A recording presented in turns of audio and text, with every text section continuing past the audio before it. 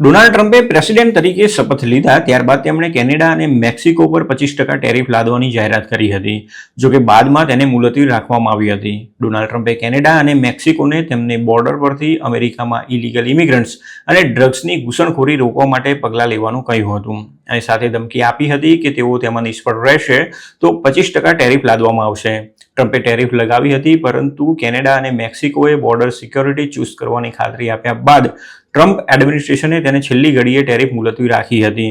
Focus ન્યૂઝના report પ્રમાણે હાલમાં America અને કેનેડા વચ્ચે કેનેડિયન સ્ટીલ અને એલ્યુમિનિયમ ઇમ્પોર્ટ પરની 50% ટેરિફને લઈને વાટાઘાટો ચાલી રહી છે. હજી સુધી આ ટેરિફ અમલી બની નથી, પરંતુ કેટલાક કેનેડિયનો દરરોજ ભાવ વધારાની શક્યતા પર પ્રક્રિયા કરી રહ્યા છે. હાલમાં કેનેડામાં ટેરિફને લઈને ઘણી બધી ચર્ચાઓ ચાલી રહી છે. લોકો એ વાતને લઈને ચર્ચા કરી રહ્યા છે કે શું ડોનાલ્ડ ટ્રમ્પ પોતાની ટેરિફની ધમકીઓનો અમલ કરશે કે નહીં.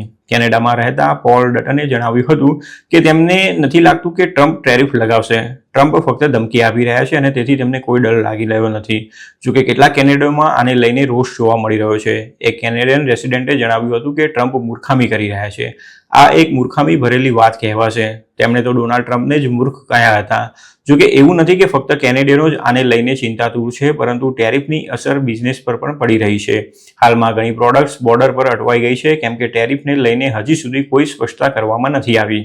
ટોરન્ટોમાં કોન્ક્વેસ્ટ સ્ટીલના ઓનર રહીમ મુલુએ જણાવ્યું હતું કે તેમના અમેરિકન ડિસ્ટ્રીબ્યુટર્સ તેમની પાસેથી ઓર્ડર કરેલા માલનો કબજો લેવા માટે અસમર્થ છે.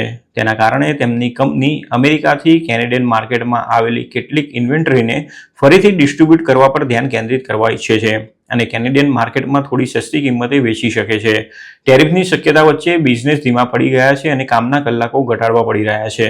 મુલુએ જણાવ્યું હતું કે તેમની કંપની નાઇટ શિફ્ટને બંધ કરી દીધી છે અને તે કર્મચારીઓને ટેમ્પરરી ડે શિફ્ટમાં મૂકી દીધા છે. આ ઉપરાંત કેટલાક કેનેડિયન ડિસ્ટ્રીબ્યુટર્સે નવા અમેરિકન ઓર્ડર લેવા પર રોક લગાવી દીધી છે. પ્રેસિડેન્ટ ડોનાલ્ડ ટ્રમ્પે કહ્યું હતું કે ટેરિફના કારણે અમેરિકનોને કોઈ વધારે ફરક નહીં પડે, પરંતુ ઘણા એક્સપર્ટ્સનું કહેવું છે કે ટેરિફના કારણે અમેરિકન બિઝનેસ અને ઇકોનોમીને માઠી અસર પડી શકે છે. ટોરન્ટોના રિજન બોર્ડ ઓફ ટ્રેડના સીઈઓ જાઇલ્સ ગેર્સને જણાવ્યું હતું કે ટેરિફ વગર પણ અમેરિકા કેનેડામાંથી વધારે સારો પ્રોફિટ કરી રહ્યું છે. ટ્રમ્પની ટેરિફની વાત તેમને માનવામાં આવતી નથી. અમેરિકા અને કેનેડા વચ્ચેના તમામ પ્રકારના સંબંધો ઘણા મજબૂત રહ્યા છે અને બંને સારા પડોશી પણ છે.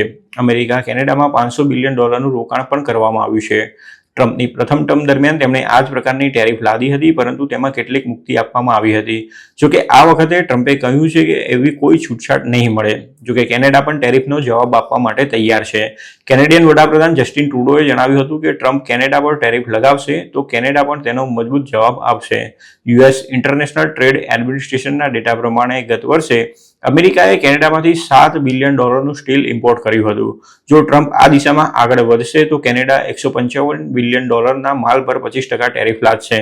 ડોનાલ્ડ ટ્રમ્પે કેનેડા અને મેક્સિકો જ નહીં, પરંતુ ભારત અને ચીન સહિત અન્ય દેશો પર પણ ટેરિફ લાદવાની ધમકી આપી હતી. ઉપરાંત તેમણે બ્રિક્સ દેશો અને યુરોપિયન યુનિયનને પણ ટેરિફની ચીમકી આપી છે. એટલું જ નહીં, ટ્રમ્પે અમેરિકામાં ઇમ્પોર્ટ થનારી કાર્સ પર પણ 25% ટેરિફ નાખવાની ધમકી આપી છે અને તેમની આ પોલિસીથી અમેરિકામાં કારના ભાવ વધી શકે છે. ટ્રમ્પે 25% ટેરિફની જાહેરાત કરતા કહ્યું હતું કે 1 એપ્રિલના રોજ રિવ્યૂ પીરિયડ પૂરો થયા બાદ 2 એપ્રિલના રોજ ટેરિફ લાદવામાં આવશે. તેમણે કહ્યું હતું કે ટેરિફ ધીમે ધીમે વધશે. જે ઓટોમેકર્સ અમેરિકામાં કાર બનાવવાને બદલે અમેરિકામાં એક્સપોર્ટ કરે છે તેમને મોટો ફટકો પડશે.